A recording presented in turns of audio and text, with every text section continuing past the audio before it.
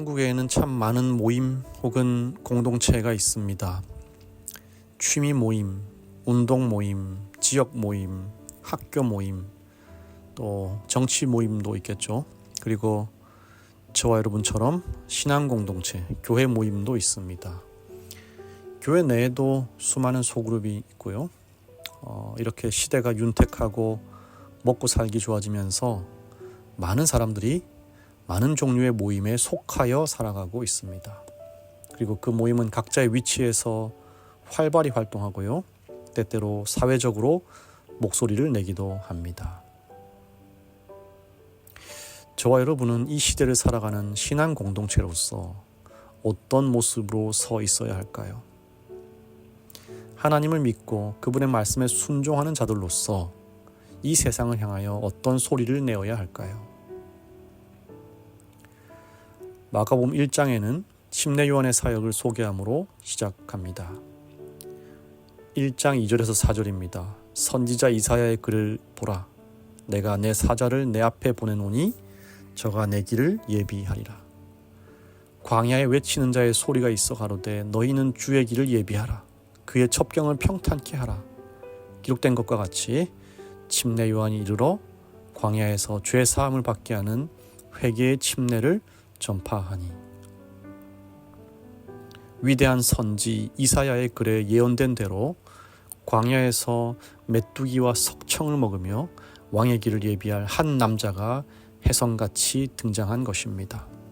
이에 온 세상이 열광했습니다. 그가 그 광야에서 죄사함을 받게 하는 회개의 침례를 베풀 때에 온 유대 지방과 예루살렘 사람들이 다 광야까지 나와서 침례를 받았습니다.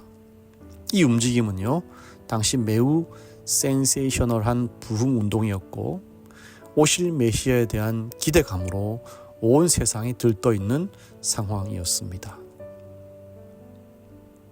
그런데 시대의 소망의 글에 보면 침례 요한의 사역을 이렇게 기록하고 있습니다. 시대의 소망 135페이지입니다. 옛날에는 왕이 자주 다니지 아니하는 그의 영토 내의 지역을 여행할 때에는 일단의 사람들을 왕의 수레보다 앞서 보내어 험준한 비탈을 평평하게 하며 우묵한 곳을 메우게 하므로 왕이 안전하게 장애 없이 여행을 할 수 있게 하였다. 선지자는 복음 사업을 예증하기 위하여 이 관습을 인용하였다. 골짜기마다 도두어지며 산마다 작은 산마다 낮아지리라. 하나님의 영이 그 기이한 일깨우는 능력을 가지고 사람들을 만지실 때에 인간의 교만심은 낮아진다. 세상의 쾌락과 지위와 권세는 가치가 없음을 알게 된다. 모든 이론을 파하며 하나님 아는 것을 대적하여 높아진 것을 다 파하고 모든 생각을 사로잡아 그리스도에게 복종케 한다. 사람들 가운데서 그토록 과소평가되던 겸비와 자기 희생적인 사랑이 유일하게 가치 있는 것으로 높여진다. 이것이 바로 복음 사업이요 요한의 기별도 그것의 일부였다. 이 시대 소망 글에 보니까 사람들 가운데서 그토록 과소평가되던 겸비와 자아희생적인 사랑, 그것을 가치 있게 높이는 것, 그게 바로 침례 요한의 사역이었다는 것입니다. 어떤 놀라운 능력이나 위대한 업적을 말하는 것이 아니었어요. 오히려 사람들이 우습게 알고 깔보던 겸손함과 자아희생적 사랑, 이것이 요한의 사역이었고 그것이 복음 사업이었다는 것입니다. 여러분, 우리가 알다시피 요한은 어떤 부류를 예표하는 인물입니까?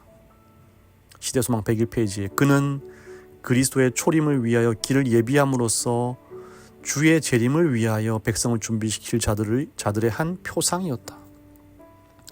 요한은 초림을 위하여 길을 예비하는 자였지만 그의 표상은 재림을 위하여 백성을 준비시키는 자들의 대표 표상이었다는 것입니다. 재림을 위하여 백성을 준비시키는 주님의 남은 교회, 어디겠습니까? 바로 저와 여러분들입니다. 우리야말로 침례 요한의 사역과 그 사명을 이어갈 자들이라는 것입니다. 저와 여러분은 어떤 방법으로 복음을 전하고 어떤 방법으로 주님의 재림을 준비하고 계십니까? 큰 사업을 벌이고 막대한 자금이 들어가고 많은 사람을 모으고, 물론 그런 운동도 좋지만은 무엇보다 중요한 것은요, 침례 요한의 사역이 말하는 바 겸손으로 그리고 자기 희생적인 사랑으로 행한 그 사역을 이해하고 답습하는 것이야말로 참된 이 시대의 요한의 모습이라는 사실입니다. 이 요한은 자신을 소리라고 말합니다. 왕이 오시는 길을 곧게 하는 광야에서 외치는 자의 소리입니다. 메시아가 행차하시기 전 사람의 마음을 평탄하게 하는 소리입니다. 엘리야의 심령과 능력을 가지고 겸손하고 자아희생적인 사랑을 실천하는 세상을 향한 소리인 것입니다. 그는 광야에서 퍼지는 소리일 뿐이었습니다. 여러분, 광야는 어떤 곳입니까? 산이 없고 건물이 없기 때문에 당연히 울림도 없고 메아리도 없습니다. 한번 나간 소리는 돌아오지 않습니다. 광야에서 소리를 치면요, 그 소리는 그저 퍼져나갈 뿐입니다. 이것이 무엇을 의미합니까? 나의 희생과 헌신이 똑같이 메아리처럼 그대로 나에게 돌아올 것이라는 기대보다는 오직 그리스도의 행차만을 알리는 소리가 되어 뻗어나갈 뿐이라는 것입니다. 길을 닦을 뿐이지 그 길 닦는 것에 대한 어떤 보상과 반대급부를 기대하지 않는 것입니다. 사람이 알아주든 알아주지 않든, 이익이 있든 이익이 없든 그저 멀리 멀리 퍼져나갈 뿐이라는 것입니다. 그것이 요한의 사역이었습니다. 사랑하는 성도 여러분, 저와 여러분은 누구죠? 소리입니다. 나는 소리입니다. 그리스도를 예비하는 소리입니다. 그분의 품성을 담아내는 소리입니다. 겸손과 자기 희생적 사랑을 실천하는, 한번 나가면 다시 돌아오지 않는 소리인 것입니다. 오늘 서울영화음교회 모든 성도들이 요한의 사명을 갖게 되시기를 간절히 바랍니다. 시대소망 219페이지입니다. 하늘이 위대하게 평가하는 것은 무엇인가? 그것은 세상이 크게 여기는 것, 곧 그들이 가치 있게 생각하는 부나 지위나 훌륭한 가문이나 지적 선물이 아니다. 하나님께서 높이 평가하시는 것은 도덕적인 가치이다. 사랑과 순결이 하나님께서 가장 귀중히 여기시는 속성이다.